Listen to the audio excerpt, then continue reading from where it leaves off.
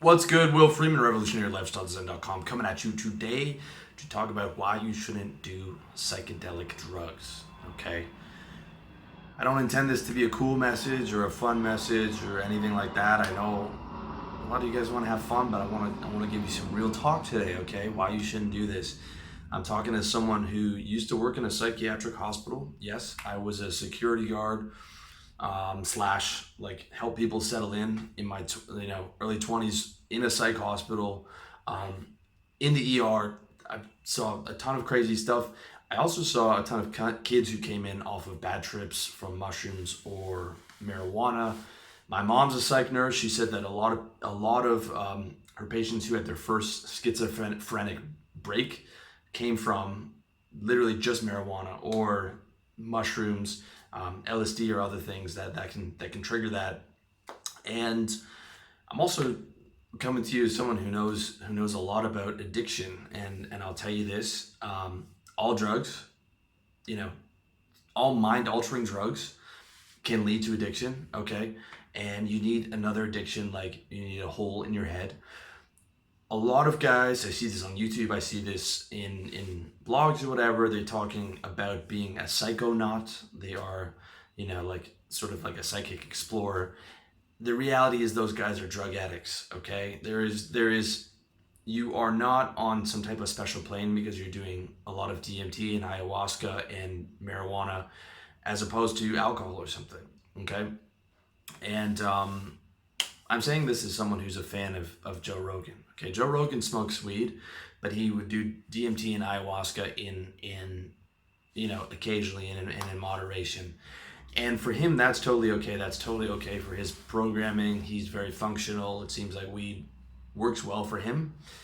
But on average, I would tell guys to avoid that stuff and avoid the guys who are talking about acid all the time and DMT and microdosing and consistently doing this stuff and calling themselves psychonauts. They are drug addicts. Okay, these guys are drug addicts.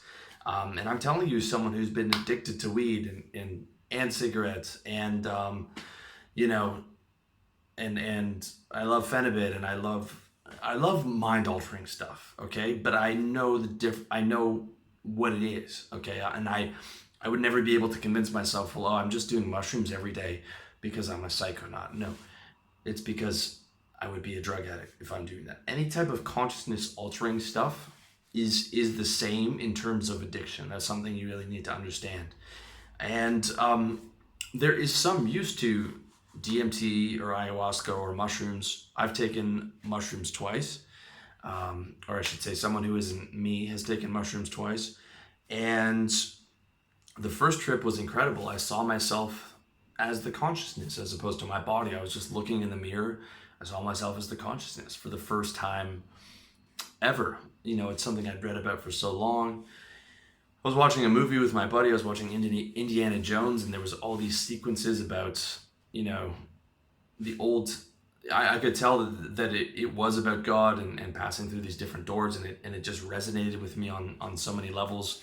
When he's in the underground crypt of doom or whatever it was, and I got all the metaphors. I was talking with my buddy, and we were just in simpatico.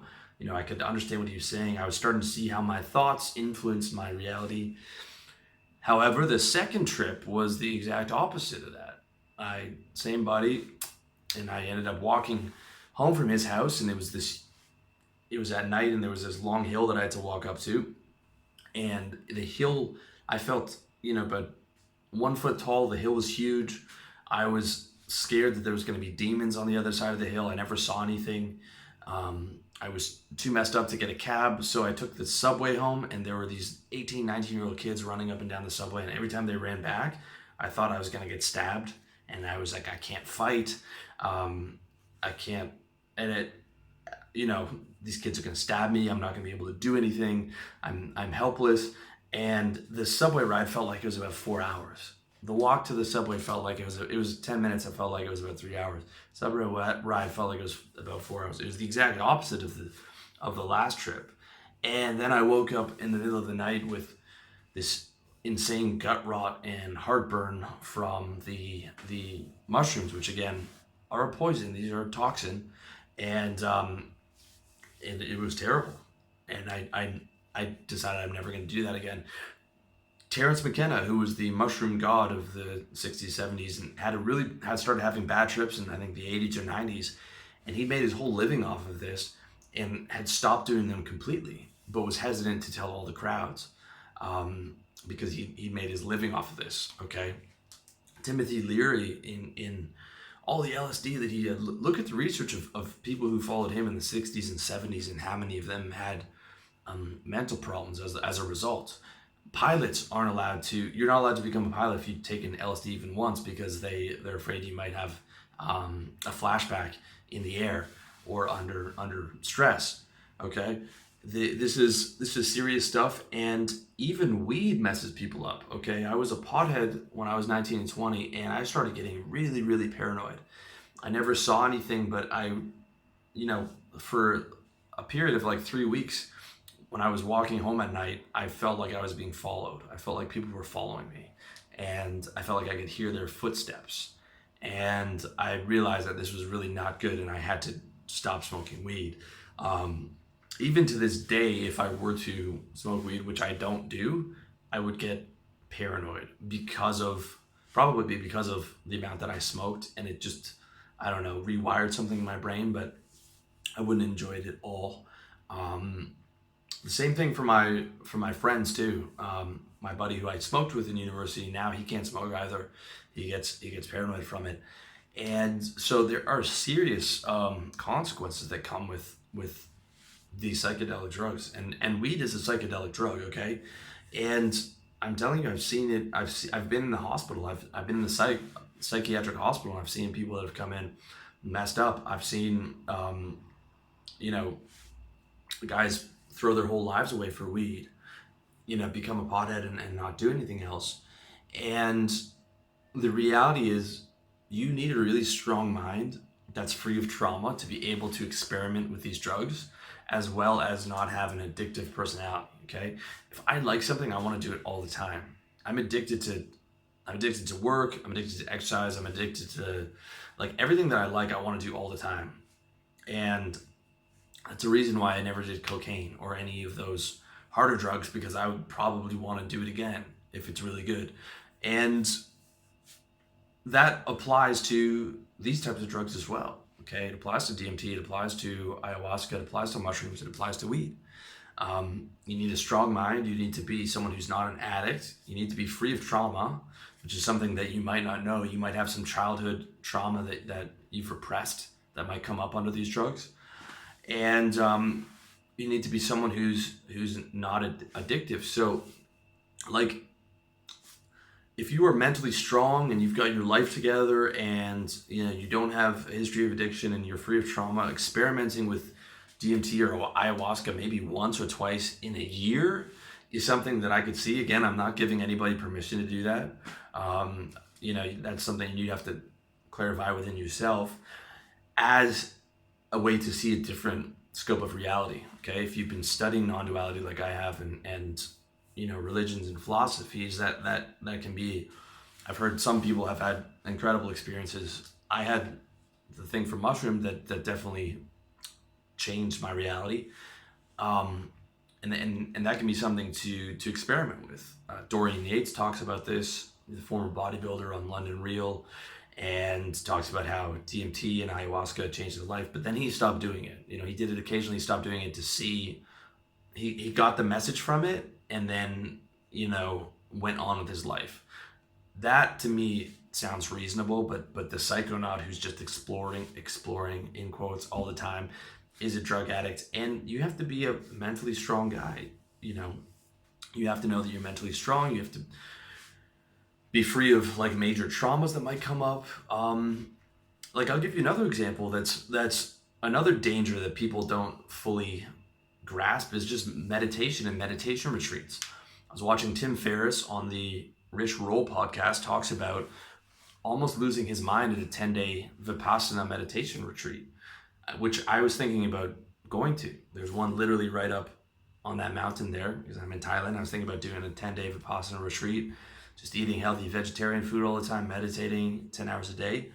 Well, Tim Ferriss, I don't know if there's many people who are mentally stronger than that dude or more focused. And he went through 6 or 7 days, and up came a very disturbing trauma from his childhood that he'd repressed. He doesn't talk about it in the podcast. He talked about being bullied before, and that made him angry, but then this was something new, and it sounded like it was worse. And he wasn't, even now he's not explaining to people what it is. So something obviously horrible happened and resurfaced, and he said that he felt like he was losing his mind.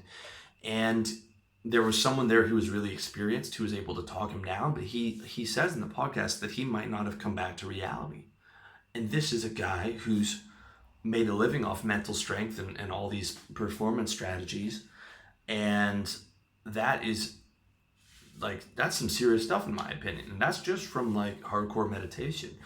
So you have to be really careful when you're exploring around these boundaries outside of reality. I've had some meditation sessions that I've done where I'm doing non-duality and I'm doing self-inquiry, and I started to feel depersonalized. I started to feel like it is serious stuff. Okay, these days I prefer prayer instead of meditation. I feel like I've gained enough insight. I have a decent amount of insight, but what I want is that prayer to me is much safer. Meditation allows a lot of the negative thoughts in, whereas prayer, you're focusing on love and a connection with God, and it's sort of, protecting yourself and keeping those thoughts out. And I feel like that's something I need more than more insight with that can potentially be dangerous and scary.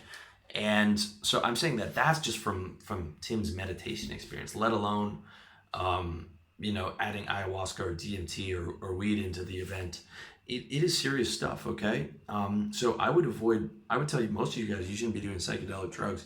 And really, if you're starting to experiment with that stuff, like Dorian Yates experimented after he built his bodybuilding career and then built a whole line of gyms and stuff. And he's like, okay, now let me self-actualize a bit more with this stuff. But I see a lot of guys who are 2021 doing this, and it's like, yeah, okay, I felt amazing in that state of that first mushroom trip, but then I came back to reality.